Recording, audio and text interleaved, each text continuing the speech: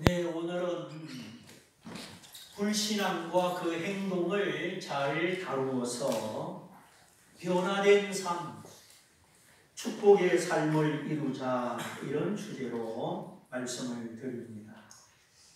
사람마다 변화의 열망을 가지고 있고 또 축복의 욕망을 가지고 있지요. 우리가 더 나은 삶, 변화된 삶, 축복의 삶을 위하여는 불신앙과 그 행동을 잘 다루어야 된다 하는 것이죠. 뿌리가 썩었는데 아무리 잎을 가꾸어도 잘 자랄 수는 없습니다. 3살 버릇 80 간다고 고칠 수 있을 때 고치고 미리미리 고치면 평생의 복, 긴 복이 되는 것입니다. 그런데 세월은 짧고 인생 사는 것은 한 번뿐이죠. 지나가면 다시 오지 않는 시간, 2번 다시 반복할 수 없는 단 한 번의 인생, 직선적이고 일회적인 인생을 살고 있습니다. 이제 오늘이 9월 말에 접어들었는데 올해 따라 시간이 이렇게 빨리 가는지 모르겠습니다. 해마다 세월이 다르게 느껴집니다. 여러분은 안 그런가 본데 저는 그래요. 세월이 빠르다. 30대까지는 잘 못 느낀다고 하죠. 그냥 달려가기가 바쁘니까. 네 40대를 넘으면 50대가 보이고 50대를 넘으면 60대가 보이고 60대가 되면 이제 본격적인 내리막길이다. 시간이 빨리 간다 하더니 진짜 빨리 가는 것 같습니다. 우리가 천국이 있으니까 그래도 안심이 되지만 2019년 9월 22일 오늘 일자죠. 이렇게 벌써 9월입니다. 이제 우물우물하면 2020년을 맞이하고 한 해 한 해 지나가는 것이 그 가속도가 급격합니다. 인생의 봄, 여름, 가을, 겨울 참 이것이 한철이구나. 우리 인생이 무한정 있는 것이 아니라는 것이죠. 그래서 어디가 내 인생의 종착지인가? 무엇이 내 인생의 마지막 지점인가? 종착지를 알고 마지막 지점을 아는 사람만이 세월을 낭비하지 않고 목적 있게 바르게 살아갈 수 있을 것입니다. 우리가 예수님을 믿어 저 천국에 가는 거, 사망을 넘어 사망을 이겨 하나님의 나라, 하나님의 생명에 들어가는 것, 이것이 우리 인생의 최종 목적지고 종착지입니다. 천국이 없다면, 하나님의 나라가 없다면 참 부패한 이 세상을 살아가는 것이 얼마나 허무하고 무의미하겠습니까? 하나님이 우리에게 주시는 선물, 예수님을 통하여 주시는 선물은 죄의 사함과 영생입니다. 죄를 사함받은 기쁨, 그거보다 더 큰 기쁨은 없습니다. 사형수에게 죄를 용서해주고 사면을 해주는 것보다 더 큰 소식은 없지요. 그리스도께서 십자가에서 내 죄를 가져가셨으니 그리스도를 믿음으로 죄 사함받은 기쁨, 이것이 우리의 진정한 기쁨이고 마음의 반석입니다. 그리고 동시에 영생의 소망, 영생이 주는 기쁨, 이렇게 죄를 사함받은 기쁨과 영생을 얻은 기쁨이 세상을 이기는 기쁨이요, 자기를 초월하는 능력입니다. 나머지는 다 일시적인 것이고 지나가는 것이죠.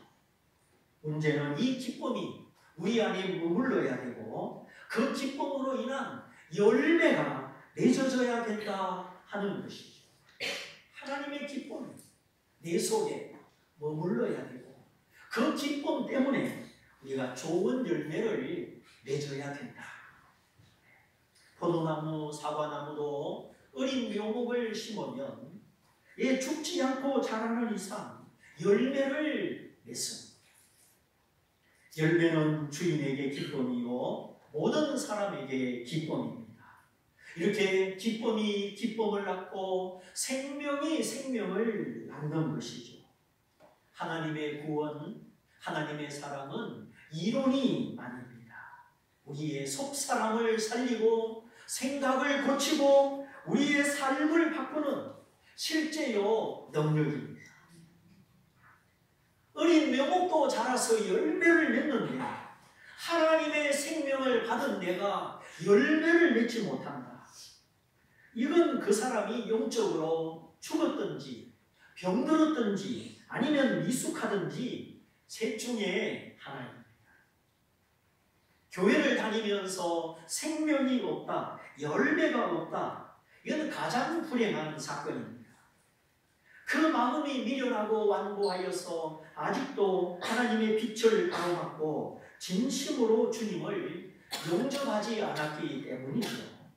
성경은 분명히 영접하는 자, 곧 그 이름, 예수 이름을 믿는 자들에게는 하나님의 자녀가 되는 권세를 주셨다 하였습니다. 바라기는 마음을 다하여 주님을 영접하고 내가 주님을 믿습니다. 믿음 없는 것을 도와주세요. 이렇게 믿고자 하는 마음으로 믿음 없는 것을 도와달라고 하면 하나님은 그 마음, 그 기도를 받으셔서 믿음을 주십니다. 구하면 주십니다. 그러므로 이런저런 사연으로 교회를 다니는 것 이상 믿음의 효력이 나타나도록 죄를 사함받은 기쁨과 영생 얻은 기쁨이 내 것이 되도록 예수님을 영접하시기를 바랍니다. 그리고 예수님을 영접했는데 그 신앙이 미숙한 경우 또 병든 경우도 있습니다. 인간의 육체로 그렇죠. 실제 나이는 40인데 얼굴은 청년처럼 20대로 보이는 이런 경우도 있습니다. 얼굴만 보고 학생하고 불렀는데 실제는 학생이 아닌 거죠. 나이가 40이요 50이요 나보다 더 많은 겁니다. 또 반대로 조로증도 있죠. 빨리 늙어버리는 겁니다. 나이는 18살인데 50대로 보이는 거예요. 키도 크지도 않고 몸에 근육도 부족하고 이건 온통 주름뿐이죠. 이렇게 신체적인 나이가 상상할 수 없는 그런 실제가 있습니다. 문제는 우리의 영적인 나이입니다.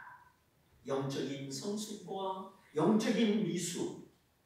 사실은 이것이 중요하고 실제적인 문제인데 이게 눈에 안 보인다고 손에 잡히지 않는다고 간과하는 경우가 많습니다. 나무를 심어서 3년이 되었는데 과실이 맺히지 않으니 주인이 말하기를 찍어버려라. 어찌 땅만 버리겠느냐. 과수원지기가 말하기를 주인이여 오래만 참아주소서. 내년에도 똑같으면 주인의 말대로 하겠습니다. 실과 열매에 대한 주님의 기대 당연한 것이죠. 열매를 위하여 땅을 사고 묘목을 심고 과수원치기를 붙여서 관리를 하는데 3년이 됐는데도 과실이 없다. 주인이 보기에 땅만 버리고 비료만 버리고 찍어버려라 하지 않겠습니다. 내가 만일 그 주인이라면 그 열매 맺지 않는 나무를 볼 때 우리 마음이 동일하지 않겠습니다. 내가 정말 주님을 믿는다면 나 위하여 죽으시고 나 위하여 부활하시고 내게 성령을 주신 주님을 믿는다면 열매 맺는 삶은 당연한 것이에요. 그 열매를 못 맺을 때, 내 믿음이 병들었을 때, 내 믿음이 미숙할 때, 그럼 어떻게 해결을 해야 하지 않겠습니까? 이대로 열매 없이 계속 살아간다는 것은 우리의 불행이죠. 그래서 혹시 내 믿음이 미약하다면, 미숙하다면 빨리 그 미숙함을 벗어나서 열매 맺는 삶, 그래서 하나님은 나의 기쁨이 되고 나는 하나님의 기쁨이 되고 나는 이제 주님 없이 살 수 없습니다. 주님을 떠나서 살 수 없습니다. 이런 주님과 나 사이의 일체 연합이 이루어져야 하겠습니다. 그리고 세 번째, 이제 신앙이 병든 경우입니다. 고의적인 범죄에 의도적인 불순종, 알고도 회개치 않고 알고도 간절하지 않고 여전히 자기 주장과 고집과 세상을 따라가는 모습이죠. 그리스도의 향기를 품지 못하고 그리스도의 편지가 되지 못한 모습입니다. 나를 통해 예수 믿는 사람이 있어야 되는데 없습니다. 꽃밭에 가면 꽃 향기가 나지요. 편지를 읽으면 무슨 뜻인지 알게 되지요. 그리스도가 내게 생명이요 내 삶의 중심이라면 사람들은 내게서 그리스도의 향기를 맡게 되고 내가 살아가는 모습에서 그리스도를 보아야 되는 것입니다. 저 사람은 예수님처럼 생각하고 예수님처럼 살아가는구나. 이것이 그리스도의 향기를 풍기고 그리스도를 알게 하는 그리스도의 편지로 살아가는 것이죠. 그런데 웬일인지 요즘 생겼다 하면은 병원이고 왜 그렇게 아픈 사람이 많은지 모르겠어요. 물고기가 물 떠나면 안 되고 나무 뿌리가 흙을 떠나면 안 되듯이 사람은 하나님을 떠나서 살지 못합니다. 하나님을 멀리하는 것은 불행이요 하나님을 믿지 않는 것은 죄입니다. 왜 하나님을 믿지 않는 것이 죄냐? 자, 어느 날 내가 범인으로 몰리고 내가 도둑으로 몰려서 의심을 받을 때 내가 아니다. 아무리 항변을 해도 안 믿어줍니다. 그 믿어주지 않을 때의 답답함, 의심받을 때의 분노와 수치심, 혹시 겪어본 일이 있으십니까? 이만큼 믿지 않는 것은 사실을 거부하고 진실을 왜곡하는 행위이기 때문에 믿지 않는 그 자체는 큰 죄가 되는 것입니다. 의처증, 의구증 그런 병도 있죠. 얼마나 심각합니까? 의심하는 병입니다. 본인의 마음이 불안하고 본인의 심지가 연약하기 때문에 의심하는 겁니다. 이런 의심은 파멸을 가져오죠. 그러므로 사람이 하나님을 믿지 않고 믿음 없이 살아간다. 하나님이 만드신 해와 달과 별과 이 지구에서 우리가 살아가면서 하나님을 알지 않고 하나님을 믿지 않고 살아가는 그 자체가 병이요 죄입니다. 이 집이 무너진다 생각하고 그 집에서 잠을 자면 잠이 오겠습니까? 얼마나 불안합니까? 다리를 건널 때마다 이 다리가 언젠가 푹 꺼질 거야. 얼마나 지나다니기가 불안합니다. 믿음이 없다는 것 자체가 이렇게 불행입니다. 간절히 바라옵나니 하나님을 거절치 말고 그가 보내신 나의 구원, 나의 용서, 예수님을 거부하지 말고 영접함으로 믿음으로 이제 기쁨이 있고 삶의 목적이 있고 천국이 있는 변화된 삶, 축복의 주인공이 되시기를 바랍니다. 하나님의 자녀가 계속해서 말씀을 듣고 진리의 뿌리를 내리고 감사하고 순종하면 그 영혼이 병들지 않습니다. 우리의 신앙이 자라고 강건하기 위해서 첫째, 예수님을 나의 주인으로, 나의 머리로 받아들여야 합니다. 크고 작은 모든 일에 주님과 의논하면서 주님께 물어보면서 주님 어떻게 하면 좋겠습니까? 이런 문제가 생겼습니다. 어떻게 하면 좋겠습니까? 이렇게 주님께 물어보고 주님과 의논하며 말씀을 펴고 기도하는 것이 바로 주님을 나의 머리로, 나의 주인으로 삼고 살아가는 것입니다. 매사에 조급한 마음으로 내 뜻대로, 내 욕심으로, 내 고집대로, 내가 원하는 방향대로 남을 해치면서 살아가는 것이 아닌 것이죠. 이렇게 예수님은 내 죄를 용서하실 뿐만 아니라 죄의 모든 유혹과 죄의 권세에서 우리를 건져 주십니다. 죄를 용서받는 것과 죄의 권세에서 해방되는 것은 다른 것입니다. 이 점을 잘 기억하셔야 합니다. 그런데 많은 그리스도인들이 용서받은 은혜는 알고 이 죄의 힘, 죄의 유혹을 잘 알지 못합니다. 내가 예수 믿고 하나님의 자녀가 되었어도 죄의 뿌리, 죄의 힘은 그대로 내 안에 있습니다. 구원받기 이전이나 구원받기 이후나 내 안에 있는 죄의 힘은, 죄의 뿌리는 똑같이 존재한다는 것이에요. 그래서 예수 믿고 처음에 좋아서 막 간증하던 사람들, 내가 예수 믿고 이렇게 변화됐다 했는데 그 손버릇, 훔치는 버릇을 고치지 못하고 다시 감옥에 들어간 사람들이 여러 명 있었습니다. 굳이 이름을 대지 않아도 변화됐다고 교회를 다니면서 간증까지 했는데 예수님 때문에 구원은 받았겠지만 진짜 변화는, 내면의 변화는 그렇게 간단한 문제가 아닙니다. 우리 안에 있는 죄의 정체를 인식하고 이 죄의 힘을 깨닫고 이걸 잘 다스리는 것은 그렇게 간단한 문제가 아니라는 것을 아셔야 합니다. 그래서 저 목사님이 왜 저러실까? 저 장로님이 왜 저러실까? 그 믿음을 지키는 것이 얼마나 힘들다는 것을 인식을 해야 되죠. 그러므로 사도 바울도 오호라 나는 곤고한 사람이로다. 나는 곤란하고 고통 중에 있는 사람이다. 나는 날마다 고민하고 부패하는 사람이다. 누가 나를 이 사망의 몸에서 건져내랴.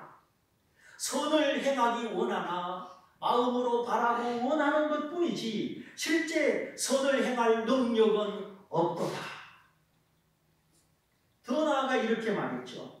그렇게 원하는 선은 행치 아니하고 도리어 악을 행하는도다.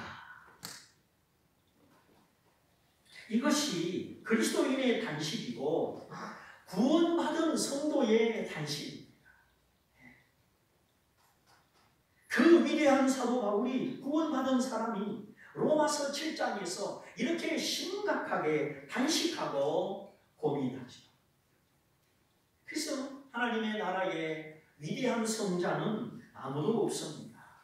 다 초신자처럼 정말 겸손하게 말씀으로 성령으로 하나님 의지하여 살아가는 것뿐이죠.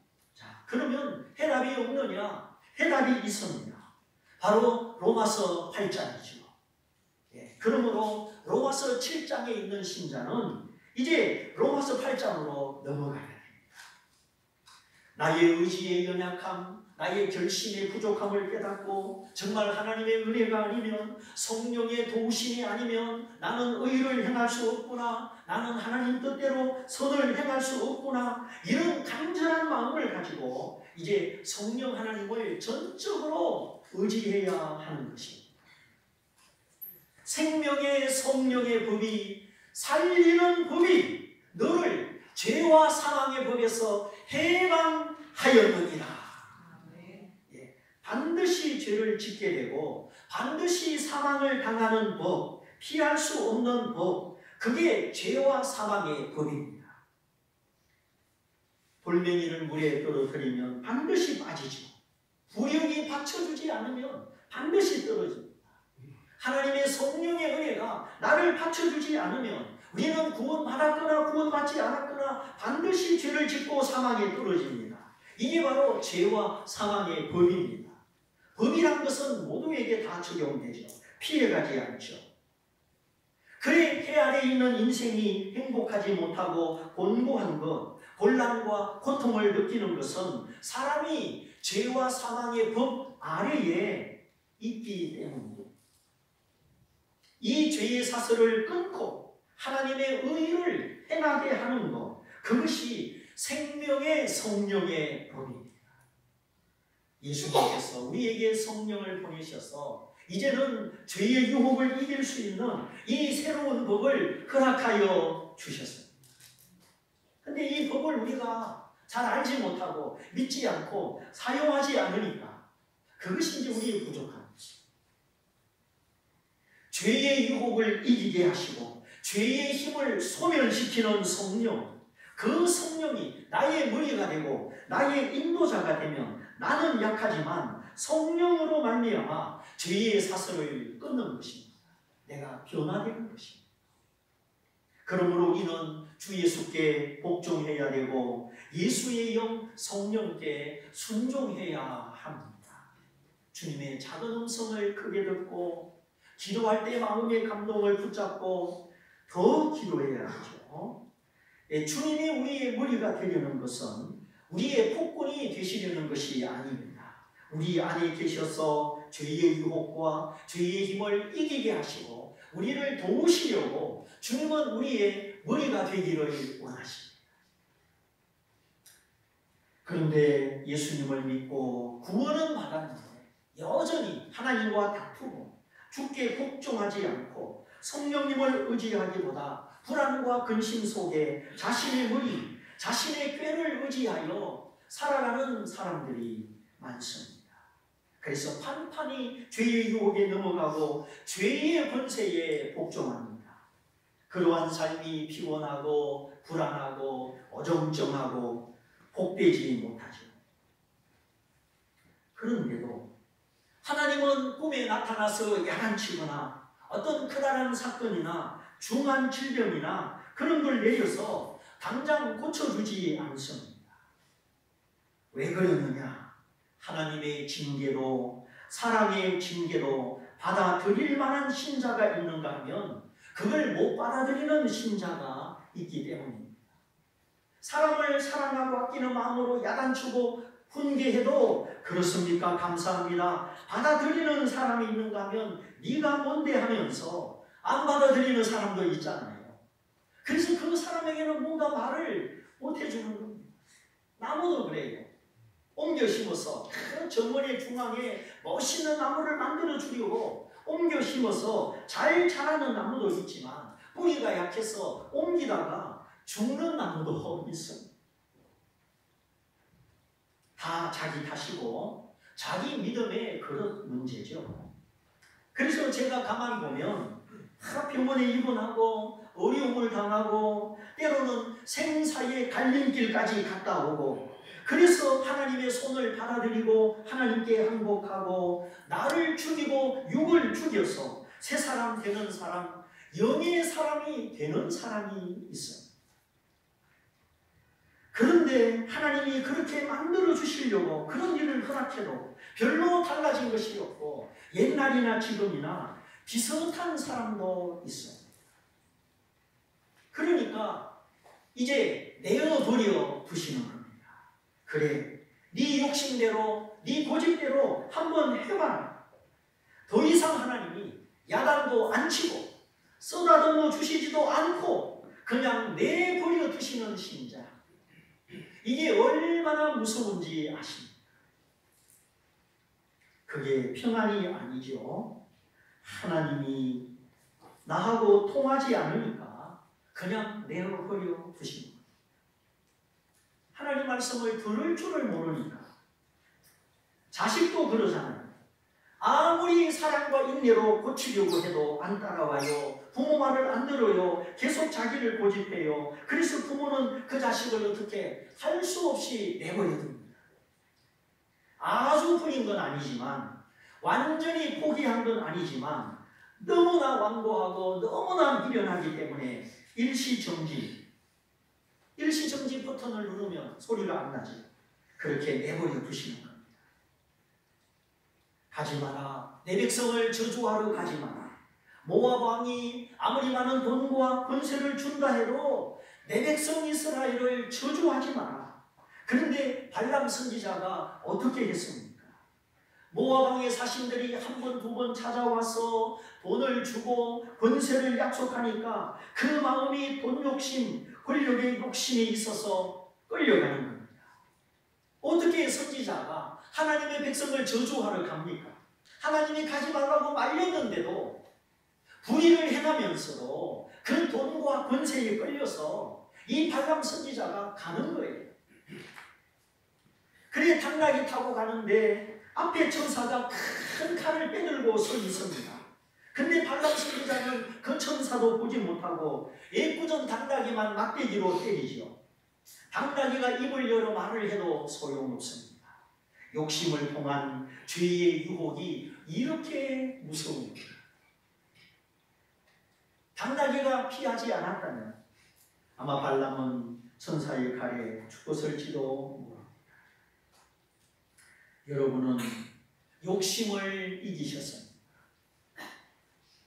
하나님의 사랑과 넉넉한 은혜를 믿음으로 욕심을 이기기 위하여 기도해야 되고 성경을 암송할 수 있기를 바랍니다.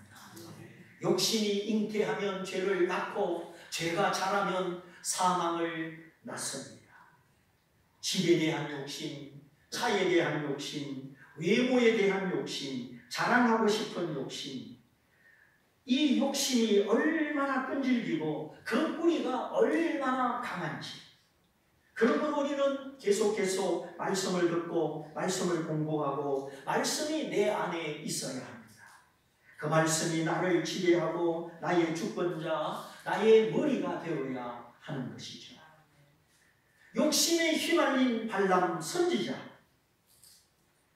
전쟁을 겪게 되고 전쟁 중에 죽고 맙니다. 우리의 신앙이라는 것은 이 온전한 신앙이 되기까지 그게 1년, 2년, 3년, 4년 짧은 시간 안에 되는 것이 아닙니다. 많은 시련과 눈물, 경건의 훈련을 통해서 나를 낮추고 나를 비우고 하나님 앞에 항복함으로 불신앙을 버리고 믿고 순종함으로 온전한 신앙이 이루어지는 것입니다. 구원받았지만 진리가 충만하기까지, 성령이 충만하기까지, 그래서 그리스도가 나의 주인이 될 때까지 겸손하며 항복하며 매진해야 하는 것입니다. 그리스도가 우리의 죄를 용서하는 용서의 구세주일 뿐 아니라 날마다 죄의 유혹에서, 죄의 능력에서 우리를 건져주시는 우리의 왕이요 우리의 주이십니다. 그렇게 될 때 우리는 죄의 정체를 알게 되고 내 속에서 나를 속이는, 나를 불행하게 만드는 죄의 힘을 벗어나게 되는 것입니다. 그러므로 그리스도가 우리 위에 왕노릇하고 우리의 주인, 주권자가 되고자 하는 것은 우리를 억압하거나 불편하게 하려는 것이 아닙니다. 우리의 자유의지나 선택권을 제한하려는 것이 아닙니다. 우리가 이런 두려움과 오해를 벗어야 합니다. 내가 주님을 사랑하고 내가 주님께 항복하면 나를 아프리카 선교사로 보내시겠지? 아니요. 인격적인 동의가 없이는 하나님은 억지로 하지 않습니다. 감당치 못할 시험을 안 주시고 피할 길을 내시고 믿음 주시고 힘 주셔서 감당하게 하십니다.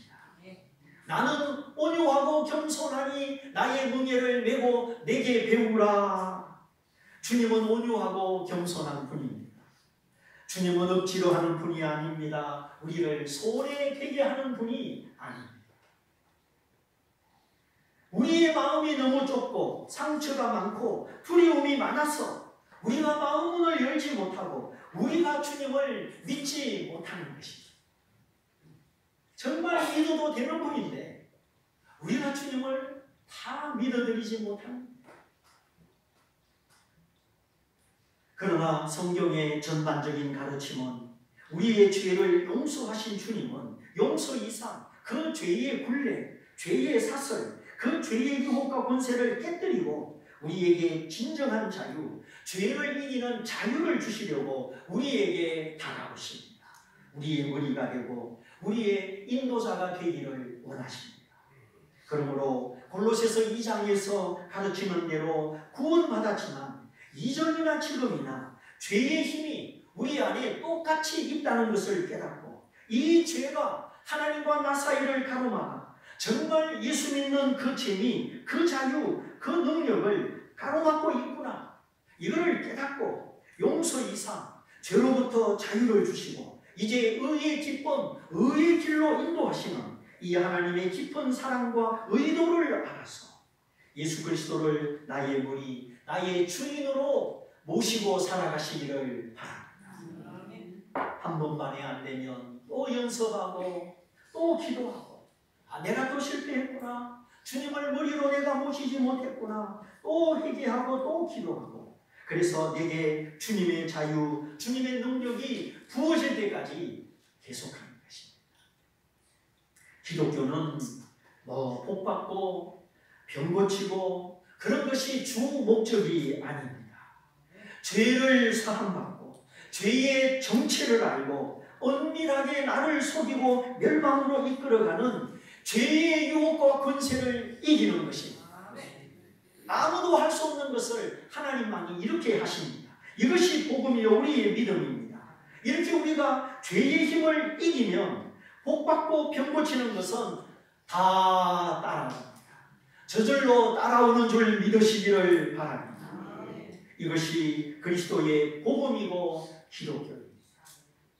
죄를 감추고 죄를 회개할 줄 모르고 죄를 어떻게 담을 줄을 모르는 신자는 너무나 미숙한 거예요. 그런데 목사님들이 그저 사람을 많이 모으고 큰 교회를 하고 자기 힘을 자랑하려고 성경이 말하는 이 복음, 성경이 가르치는 기독교를 전하지 않고 그냥 복받아라 복받아라 십자가는 사라지고 세상 복만 강조하는 경우가 있습니다. 그렇게 신앙생활 10년 20년 해도 그 믿음이 성경과 맞지 않기 때문에 내 가슴에 예수님이 계시는지 안 계시는지 그것도 모르는 것이에요. 그러므로 우리가 불신앙과 그 행동을 이기고 변화된 삶, 예수 믿는 기쁨, 그리고 삶의 향기, 삶의 목적, 삶의 즐거움 이런 은혜를 누리고 이런 은혜를 전파하려면 예수님이 나의 구세주일 뿐 아니라 순간순간 나의 주, 나의 머리, 나의 왕이 계셔야 하는 것입니다. 두 번째, 진리 안에, 말씀 안에 계속 머물러야 합니다. 옷감을 물들이는 거 보면은 그저 물감 속에 담궜다가 꺼내는 것이 아니라 완전히 푹 담그죠. 담궜다가 꺼내면 옷감이 접힌 부분에는 물감이 안 묻잖아요. 완전히 담궈야 하얀 물감이 빨갛게도 되고 파랗게도 되고 노랗게도 되는 겁니다. 마찬가지예요. 네. 나의 생각, 나의 의식이 바꿔질 때까지 다윗이 말한 것처럼 주의 말씀이 어찌 그리 내게 단지요 꿀보다 내 입에 더 다니이다. 이렇게 하나님의 말씀이 꿀보다 더 달도록 말씀이 내 영혼에 느껴지고 내 마음에 새겨지고 내가 이제 진리 없이는 살 수 없구나. 이 말씀이 없이는 살 수 없구나. 이렇게 되어야 합니다. 그때 그 말씀 붙잡고 기도하면 다 이루어집니다. 내 말이 너희 안에 거하고 하나님의 말씀이 나를 지배하고 나를 다스리는 상태죠. 이렇게 나의 말이 너희 안에 거하고 너희가 내 안에 거하면 무엇이든지 원하는 대로 구하라. 그리하면 이루리라. 말씀을 붙잡고 말씀으로 기도하고 그때의 응답이 있고 신앙의 진리와 능력이 나타납니다. 그리고 세 번째, 감사함을 넘치게 하라. 감사의 생활이죠. 내가 죄인인 것을 알고 주께 사랑하는 것을 안다면 어찌 감사하지 않겠습니까? 교훈을 받은 대로, 말씀을 배운 대로 감사함을 넘치게 하라. 하나님의 빛이, 진리의 빛이 내 마음을 비추고 걱정, 근심, 어두움을 몰아내고 그 교훈의 힘으로, 말씀의 능력으로 주여 내가 이 말씀 때문에 살아갑니다. 이 교훈 때문에 내가 살아갑니다. 시간 성전에서 흘러나오는 이 말씀의 생수 때문에 내가 살아갑니다. 이렇게 그때그때 나를 비추고 위로하고 고치고 복주시고 힘주시는 이 교훈의 은총, 진리의 은혜, 그 은혜에 감사함을 넘치게 하라. 그러면 그 감사가, 말씀 때문에 주어지는 감사가 더 깊은 확신, 더 깊은 능력을 우리에게 가져다 줄 것입니다. 자, 오늘 원래는 이 본문의 흐름대로 아브라함과 사라 이야기, 사라로 말미암아 그 여종 하갈이 쫓겨나는 장면, 이런 내용을 다루려고 하였습니다. 그런데 오늘은 본격적으로 다루기 전에 구원받았지만 죄의 힘이 우리 속에 남아있는 인간의 이 본질, 우리 안에 성령의 열심과 죄의 열심이 공존하고 서로 다투고 있다. 그러므로 우리의 신앙은 진리대로 방향을 잡아서 제대로 해야 된다. 좀 서론적이고 이론적인 내용을 먼저 허락하셨습니다. 이 여종과 그 아들을 내어 쫓으라. 이 종의 아들은 내 아들 이삭과 함께 기업을 얻지 못하리라. 사라가 하나님의 약속으로 이삭을 얻은 다음 이전에 불신앙으로 얻은 아들 이스마엘과 신앙으로 얻은 아들 이삭을 구별짓습니다. 불신앙의 씨, 불신앙의 열매, 이 사람들은 하나님의 유산을, 기업을 얻지 못한다. 오직 약속의 아들, 믿음의 아들 이삭만 우리 집안의 가산을 물려받고 기업을 상속받는다. 이렇게 상속을 받을 수 있는 아들과 상속을 받을 수 없는 불신앙의 아들을 구별짓고 있다는 점입니다. 이제 우리도 알아야 돼요. 내가 어떻게 믿고 어떻게 행동할 때 하나님의 은혜와 복을 받는지, 내가 어떻게 행동을 잘못할 때 하나님의 복을 못 받는지, 우리도 이제 이거를 구분을 해야 되는 것입니다. 이제 아브라함이 사라의 말을 받아들이죠. 그래서 그 다음날 하갈과 그의 아들 이스마엘을 쫓아냅니다. 18년 된 아들을 쫓아냅니다. 얼마나 대단한 결심이요, 대단한 순종입니다. 다시 말하면 내 삶 속에 불신앙의 생각, 불신앙의 행동, 그런 것을 제거하는 거죠. 왜냐하면 불신앙의 생각과 행동은 10년, 20년 아무리 많이 해도 열매가 없고 평안이 없고 하나님의 복이 없기 때문에 오직 믿음의 생각, 믿음의 행동, 거기에만 하나님의 복이 있습니다. 한때 믿음이 부족하여 아브라함과 사라는 잘못된 방법으로 자녀를 얻었습니다. 우리도 잘못된 방법으로 뭔가를 행할 때가 있죠. 그래서 그것 때문에 13년간 신앙의 공백기가 생기기로 하였죠. 너무나 안타까운 세월이었습니다. 그러나 그걸 교훈 삼아서 충분히 반성하고 회개하였을 때 이제는 신앙의 열매, 약속의 자녀 이삭을 얻게 됩니다. 신앙과 불신앙은 공존하지 못합니다. 빛과 어두움은 공존하지 못합니다. 지혜와 미련은 공존하지 못합니다. 그래 아브라함의 집에도 이삭과 이스마엘은 공존하지 못합니다. 오늘 내 안에 신앙과 불신앙도 공존할 수 없습니다. 우리는 날마다 믿음의 길을 사모하며 가야 하죠.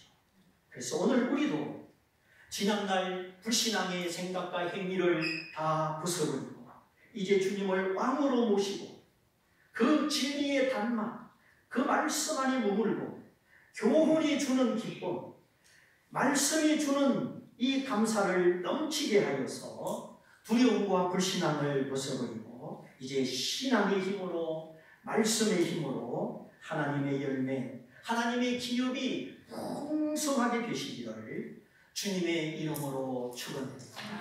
축원드립니다. 우리 말씀을 붙잡고 함께 기도하기 원합니다. 주님, 내 생각과 말과 모든 행위 속에, 선택과 결정 속에 이게 믿음의 생각이요 믿음의 행동인지 아니면 하나님이 기뻐하지 않는 불신앙의 생각, 불신앙의 행동인지 우리가 주의를 지켜 예배하고 하나님을 섬기는 모든 일에 주님, 오늘 내 삶 속에 불신앙의 생각과 행동을 벗어나게 하시고 이제 주님을 나의 왕으로 모시고 그 말씀의 단맛을 알게 하시고 교훈이 주는 감사함이 넘쳐서 모든 내 삶의 어두움과 미련과 불신앙을 내어 쫓고 내가 약속의 자녀가 되어 하나님의 기업, 하나님의 복을 받는 자녀 되게 해 주옵소서. 우리 다 같이 기도하겠습니다. 할렐루야.